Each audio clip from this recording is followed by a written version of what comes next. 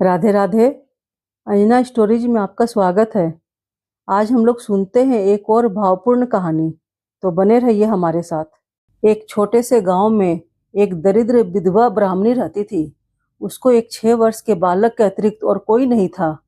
वह 2-4 भले घरों से भिक्षा मांगकर अपना तथा बच्चे का पेट भर लेती थी और भगवान का भजन किया करती थी। भीख पूरी ना मिलती तो बालक को खिलाकर स्वयं उपवास कर लेती। अब तक तो यह क्रम चलता रहा, पर अब ब्राह्मणी को लगा कि ब्राह्मण के बालक को 2 अक्षर न आए यह ठीक नहीं है। गांव में पढ़ाने की व्यवस्था नहीं थी। गांव से काफी दूरी पर एक पाठशाला थी। ब्राह्मणी अपने बेटे को लेकर वहां गई। उसकी दरिद्रता तथा रोने पर दया करके वहां के गुरुजी ने बच्चे को पढ़ाना स्वीकार कर लिया। अब मोहन नित्य प्रातः पढ़ने जाता और सायंकाल घर लौट आता। आने जाने के बीच मार्ग में कुछ दूर जंगल पड़ता था। शाम को लौटने में अंधेरा होने लगता था। उस जंगल में मोहन को डर लगता था। एक दिन गुरुजी के यहाँ कोई उत्सव था। मोहन को लौटने में अधिक देर हो गई और जब वह घर लौटने लगा तो रात्रि हो गई थी। अंधेरी रात, जंगली जानवरों के शब्द, जंगल में बेचारा नन्हा मोहन भय से थरथर कांपने लगा। ब्राह्मणी भी देर होने के कारण बच्चे को ढूंढने निकली थी। किसी प्रकार अपने पुत्र को वह घर ले आई। मोहन ने सरलता से कहा, माँ, आज मुझे जंगल में बहुत डर लगा। दूसरे बच्चों को लेने घर से पिता या बड़े भाई आते हैं। यह सुन बेचारी ब्राह्मणी रोने लगी। माता को रोते देख मोहन भी रोने लगा। उसने कहा, माँ, तू रो मत, क्या हमारे और कोई नहीं है? अब ब्राह्मणी क्या उत्तर दे? उसका हृदय व्यथा से भर गया। उसने कहा, बेटा, गोपाल को छोड़कर और कोई हमारा नहीं है। बच्चे की समझ में इतनी ही बात आई कि कोई गोपाल उसका है। उसने पूछा, गोपाल कौन? वे क्या लगते हैं? कहाँ रहते हैं वे? ब्राह्मणी ने सरल भाव से कह दिया, वे तुम्हारे भाई लगते हैं। सभी जगह रहते हैं, परंतु सहज में नहीं दिखते। संसार में ऐसा कौन सा स्थान है जहाँ वे नहीं रहते? ये सब बातें बालक की समझ में आने वाली नहीं थी। उसे तो बस अपने गोपाल भैया को जानना था। वह पूछने लगा, गोपाल मुझसे छोटे हैं या बड़े? अपने घर आते हैं या नहीं? माता ने उसे बताया, तुमसे वे बड़े हैं और घर भी आते हैं, पर हम लोग उन्हें देख नहीं सकते। जो उनको पाने के लिए व्याकुल होता है, उसी के पुकारने पर वे उसके पास आते हैं। मोहन ने कहा, जंगल से आते समय मुझे बड़ा डर लगता है। तब मैं उन्हें पुकारूंगा तो क्या गोपाल भाई आएंगे? माता ने कहा, तुम विश्वास के साथ पुकारेगा तो अवश्य वे आएंगे। मोहन की समझ में इतनी बात आई कि जंगल में अब डरने की आवश्यकता नहीं है। डर लगने पर मैं व्याकुल होकर पुकारूंगा तो मेरा गोपाल भाई वहां आ जाएगा। दूसरे दिन पाठशाला से लौटते समय जब वह वन में पहुंचा तो उसे डर लगने लगा। उसने पुकारा, गोपाल भाई, तुम कहाँ हो? मुझे बहुत डर लग रहा है। जो दीन बंधु हैं, दीनों के पुकारने पर वो कैसे नहीं आएंगे? मोहन को बड़ा ही मधुर स्वर सुनाई पड़ा, भैया, तू डर मत, मैं आ गया। यह स्वर सुनते ही मोहन का भय भाग गया।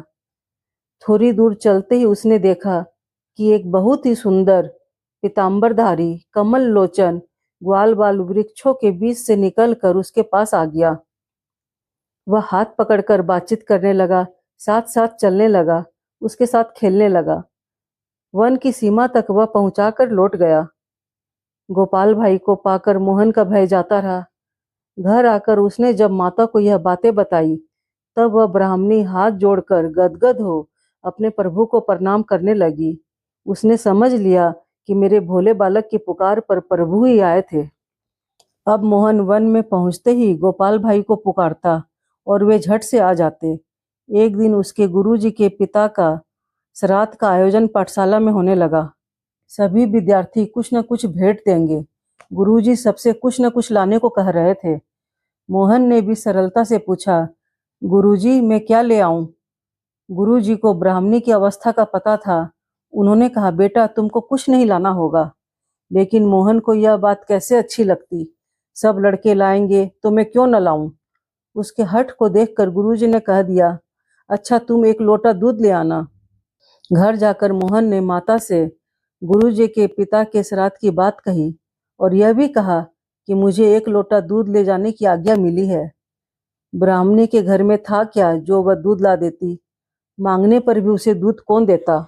लेकिन मोहन ठहरा बालक, वह रोने लगा।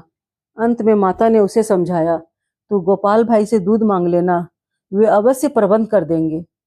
दूसरे दिन मोहन ने जंगल में गोपाल भाई को जाते ही पुकारा और मिलने पर कहा, आज मेरे गुरुजी के पिता का श्राद्ध है, मुझे एक लोटा दूध ले जाना है।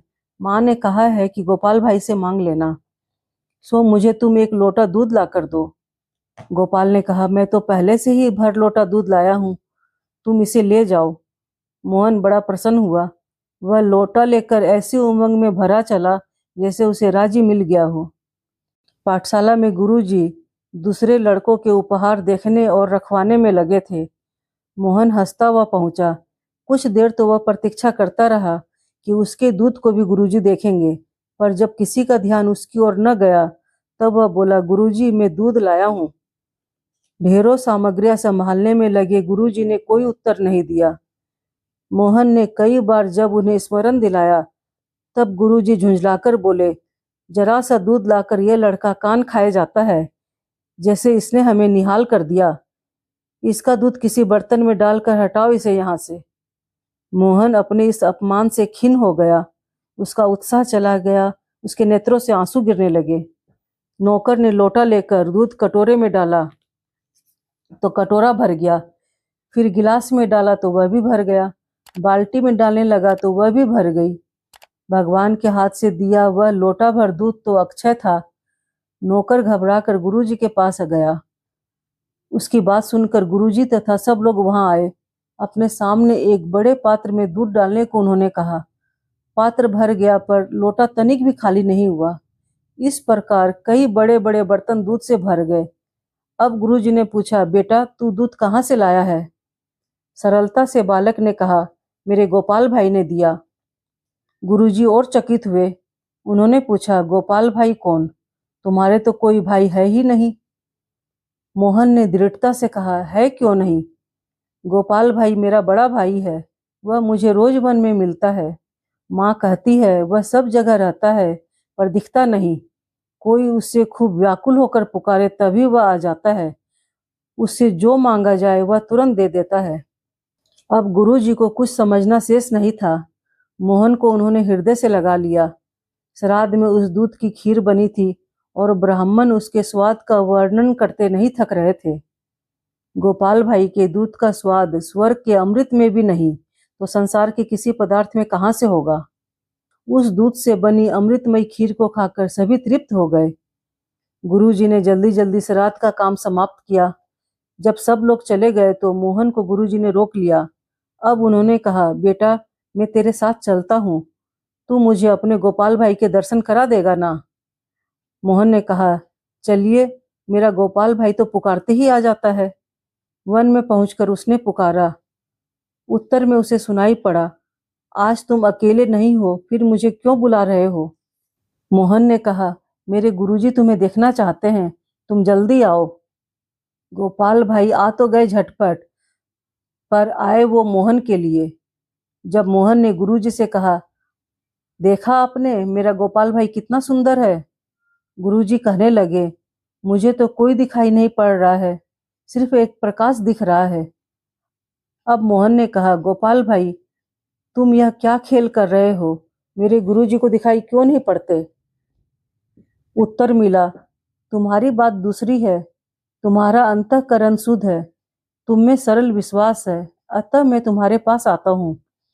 तुम्हारे गुरुदेव को जो प्रकाश दिख रहा है उनके लिए वही बहुत है, उनका इतने से ही कल्याण हो जाएगा। उस अमृत भरे स्वर को सुनकर गुरुदेव का हृदय गदगद हो गया। उनको अपने हृदय में भगवान के दर्शन हुए। भगवान की उन्होंने स्तुति की। कुछ देर में जब भगवान अंतर्ध्यान हो गए तब मोहन को साथ लेकर वे उसके घर आए और वहां पहुंचकर उनके नेत्र भी धन्य हो गए। गोपाल भाई उसी ब्राह्मणी की गोद में बैठे थे और माता के नेत्रों की अश्रुधार उनके काले काले घुंघराले केसों को भिगो रहे थे। माता को शरीर की सुधि बुद्धि नहीं थी। यह कहानी हमें यह दर्शाती है कि निश्चल भक्ति और प्रभु पर अटूट विश्वास होने पर प्रभु दौड़े आते हैं। एवं हर मुसीबत से अपने भक्तों की रक्षा करते हैं। अगर आपको भी यह स्टोरी पसंद आई हो तो हमारे अंजना स्टोरीज चैनल को सब्सक्राइब कर लें और इस वीडियो को अपने फ्रेंड्स और फैमिली को शेयर करें।